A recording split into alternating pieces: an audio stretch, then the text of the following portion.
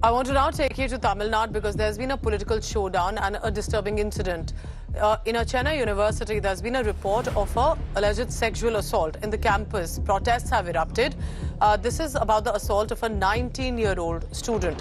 Now, as per police officials, one 37-year-old man, Gyan Shekharan, has been arrested in connection with the alleged assault. Now, he's a known vendor. Apparently, we are told that he sells biryani at a nearby footpath. I said, suppose something like this happened to your daughter, would you still say what you're saying so vehemently? What would you do? Then he sat back. Then he said, I would gouge this guy's eyeballs out with my own hands. I would cut his genitals. I would do this, that, everything, and I would want him to die, taking 3 days at least to die.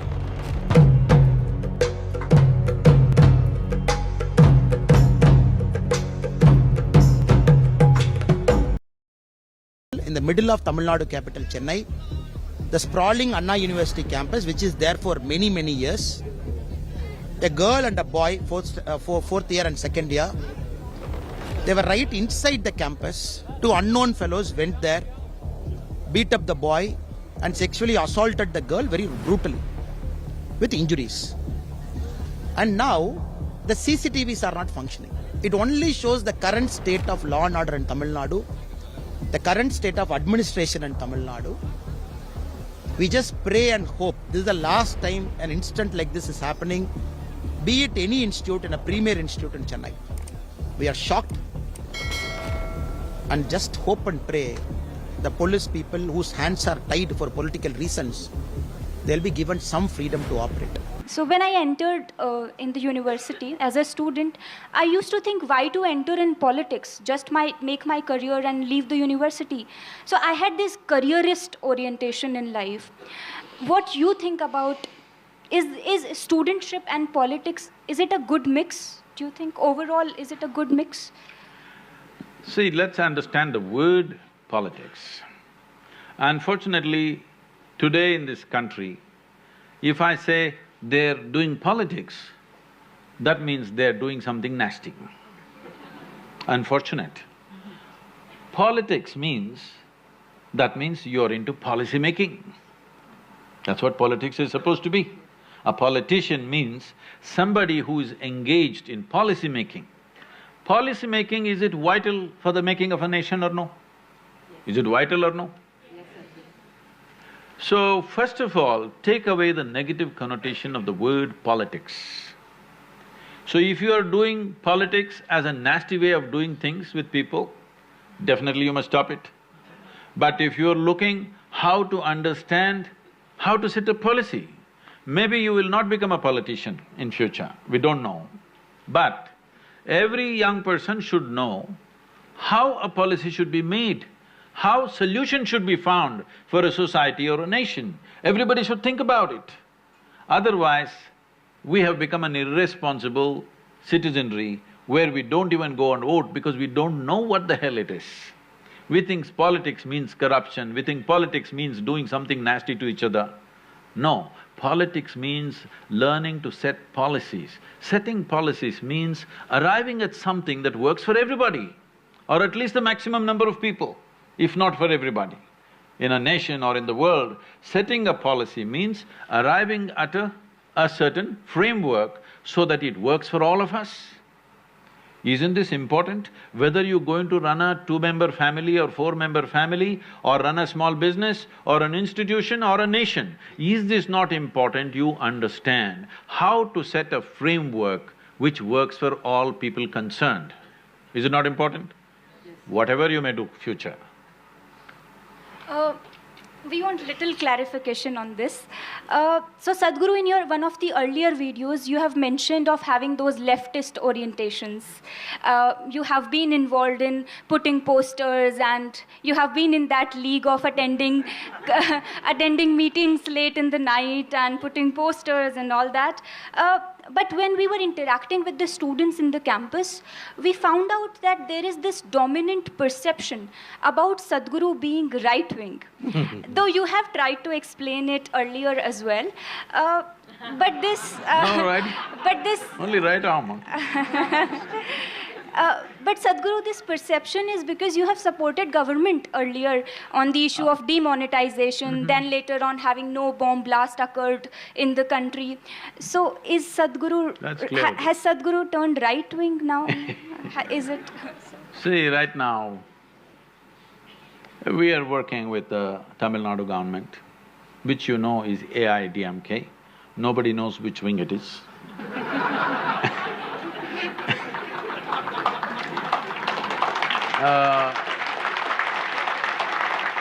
We are doing a lot of work with Andhra Pradesh government.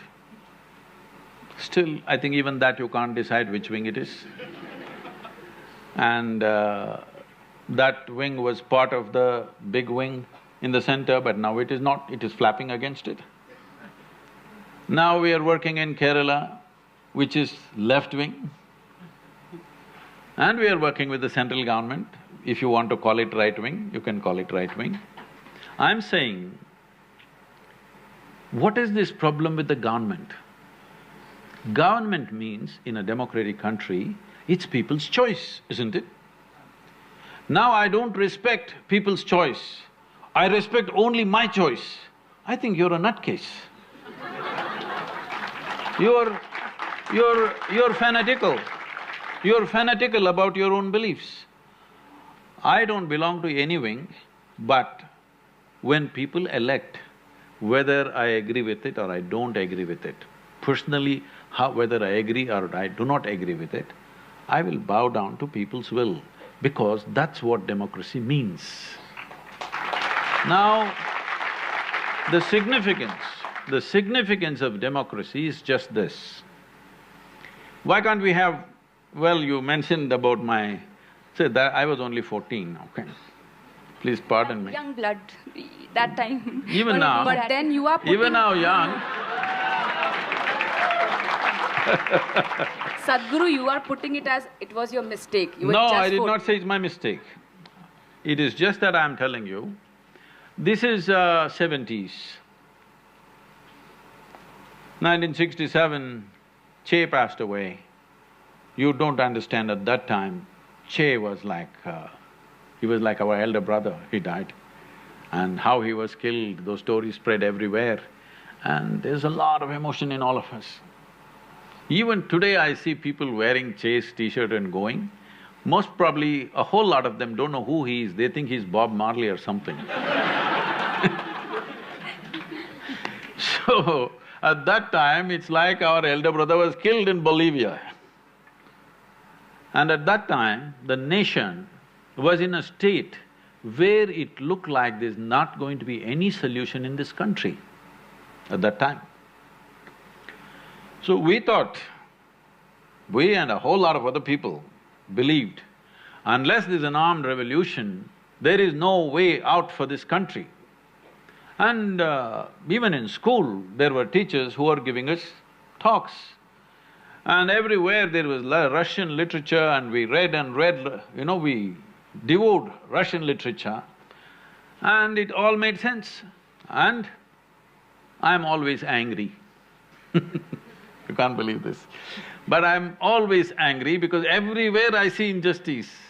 In home, on the street, everywhere in politics and religion, any damn place I see only injustice and injustice and injustice. So I am all the time 24 hours angry about something.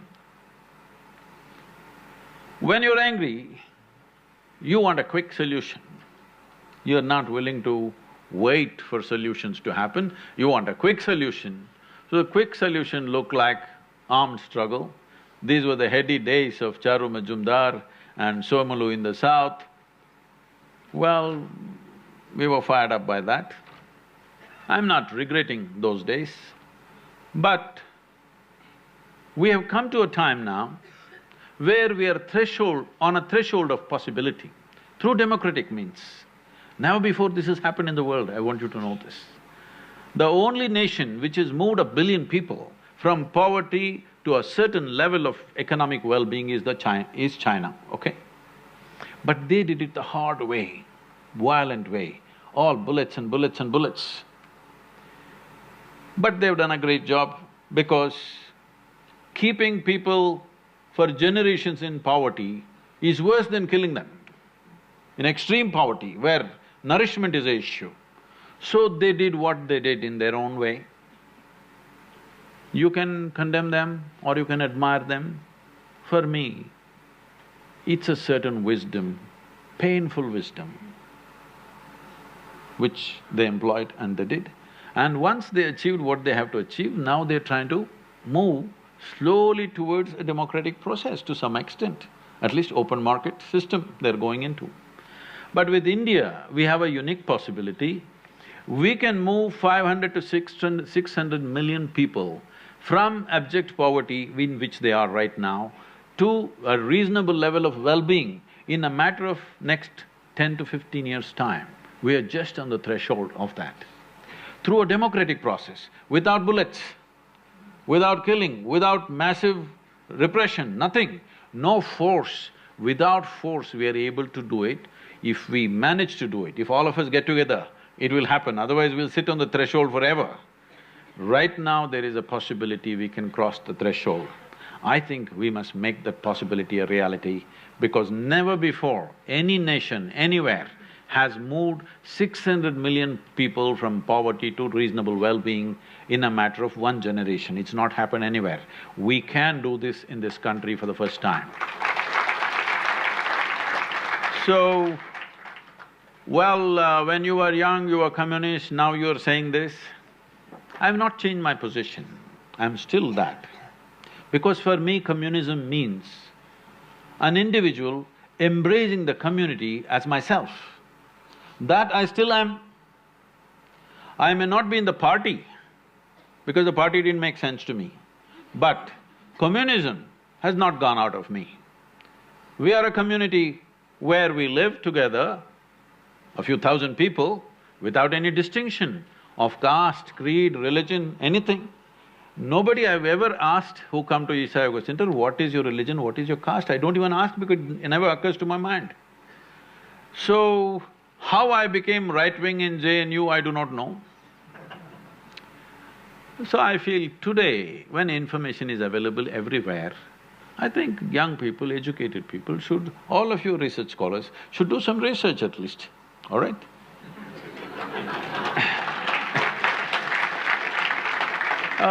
Just making wild conclusions about somebody whom you have not even met, this I've seen everywhere, especially in this country. This doesn't happen anywhere else in the world, this is what I'm seeing. In this country, people who have never met you seem to know more about me than I know about myself. Those who have never seen me, those who have never met me, those who have never spoken to me, they know more about me than I know about my own life. I think you must give them a PhD because there's such a imaginative research they are doing. So I'm working with governments. I will always work, let everybody know this. Whichever government gets elected, because I bow down to the people's will. My opinion is not bigger. My opinion is not bigger than the people's will of this nation, always. Sadhguru, even if we buy this argument, there's a predominant conception that there is some leaning towards the right because, like, this is… Did you feel this is high time? This is high time to galvanize votes for 2019, that the Youth and Truth campaign? See, okay. See, if I give a call, I don't have to go university to university. If I give a call, any party will get substantial vote, okay?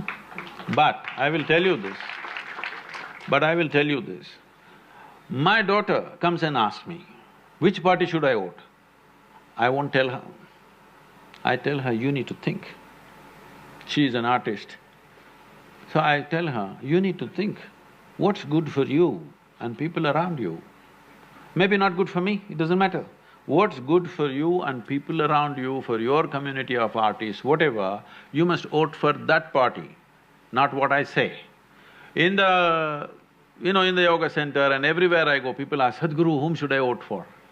I said, I will not take the step of destroying democracy. Because if I give a call and let's say 10 million people vote, have you not destroyed democracy? You have turned a democracy into a feudalistic process, that one leader gives a call, so everybody blindly will vote for something. This is what you're trying to change. People are voting on the basis of religion, caste, creed and all kinds of rubbish. This is what needs to change. Only when individual people think for themselves and vote every time fresh, not committed to even a party, only then democracy will stay alive. This is the most precious thing we have, because what is precious about a democracy is power can shift without bloodletting. Never in the history of humanity such things have happened. Even if power has to change in a family, somebody will bleed. Yes or no? This is how it's been. But for the first time in the last 100 years or 150 years, we are able to change leadership without bloodletting. Do not underestimate that. Do not ever underestimate that. Sadhguru, this morning, those accused in the recent Hyderabad rape and murder case, they were shot dead by the police in an encounter. As a woman, I am quite disturbed with this series of events. But at the same time, I feel justice is served. Sadhguru, do you also feel that they got what they deserved?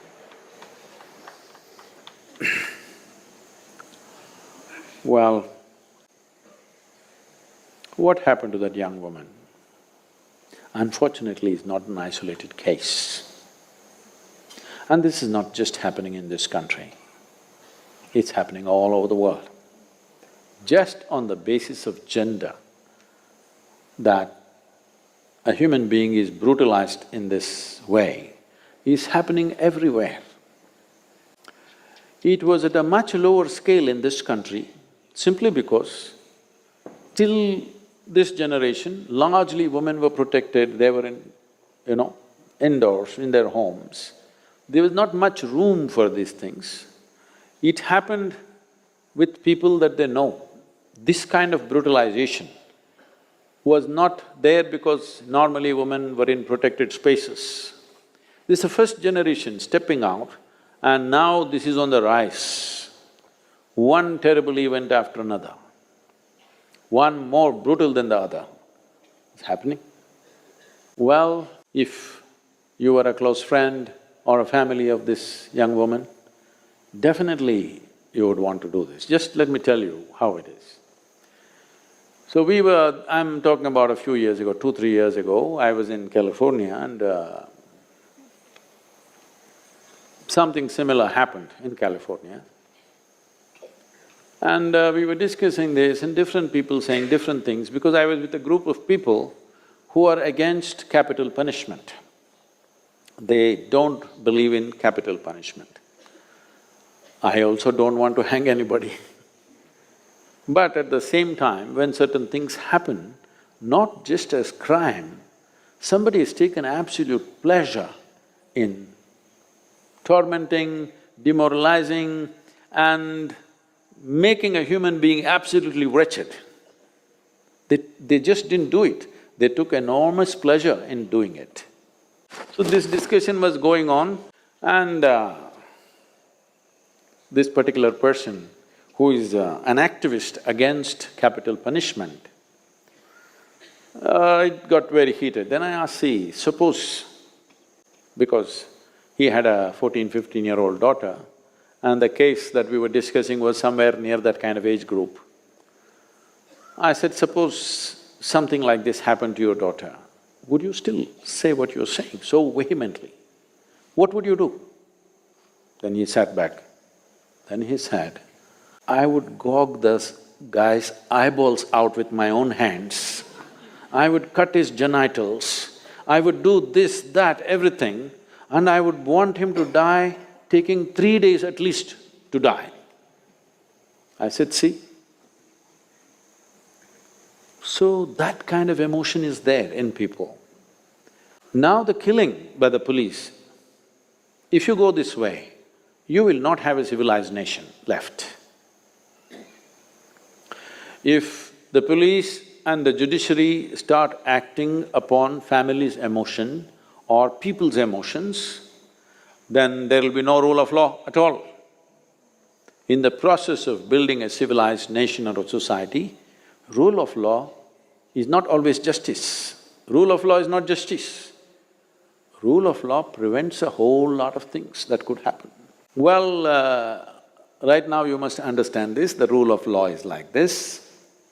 Suppose you have an automobile, you have a motorcycle, and this guy comes and rides it away, and he hides it in his house. So you gather a group of 5 people, go there, thrash him and take your motorcycle and come back. Now you will go to jail. This is the rule of law. Because you're supposed to go and complain to the police. So this looks totally unjust, but if we give up the rule of law, then jungle will come into the town, okay? So whether the police shoot or the crowd lynched him, what is the big difference? Actually, crowd is standing in front of the police station and demanding, hand those guys over to us, we will take care of them. They would have lynched them. Well, in the parliament, people are saying, let's lynch them. Parliament. Well, this is the emotion when you see the wretched thing that they have done. No question about it, not that we have any sympathies for them. But if you give up the rule of law and start doing these things, how do you know? How do you know? This is the most unpopular thing to say, you will get me into trouble, but let me say it.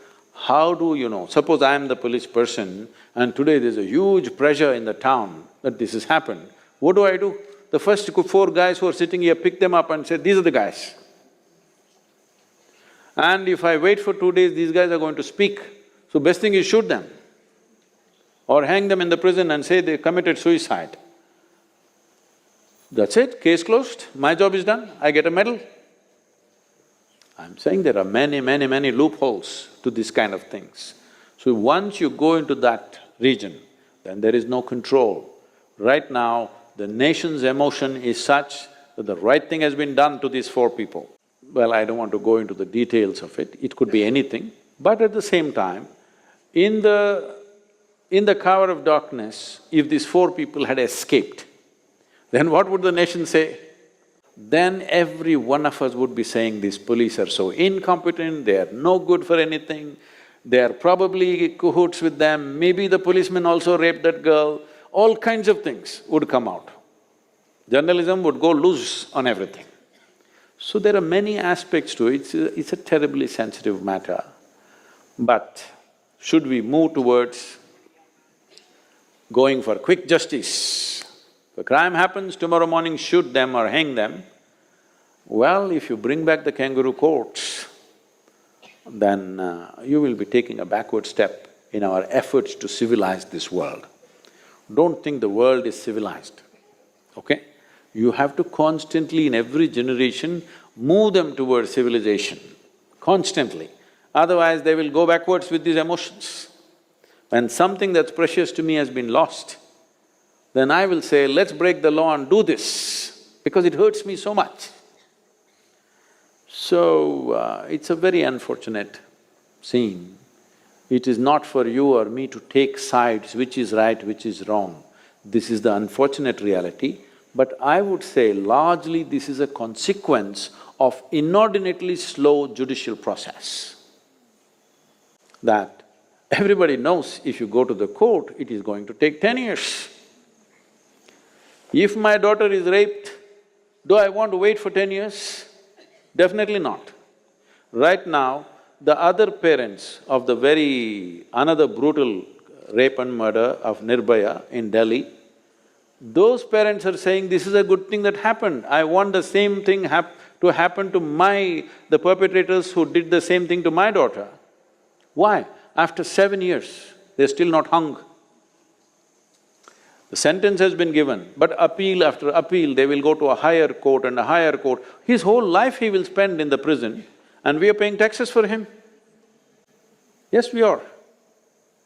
When somebody as level-headed, when someone who is as balanced and level-headed as Anand Mahindra says, I will volunteer to be a hangman, because they're saying there's no hangman. Because everybody said no capital punishment, so hangmen have been fired, no hangmen. So even if you give a sentence, nobody to pull the rope. When somebody like Anand Mahindra, who is a very level-headed and astute businessman, when he says, I will volunteer, you must understand that justice is too bloody slow, too slow, inhumanly slow. If you don't do something about this will become the norm. It's picked up momentum. Country's emotion is with the police, which is not a good thing. Long term, this is not a good thing for the country.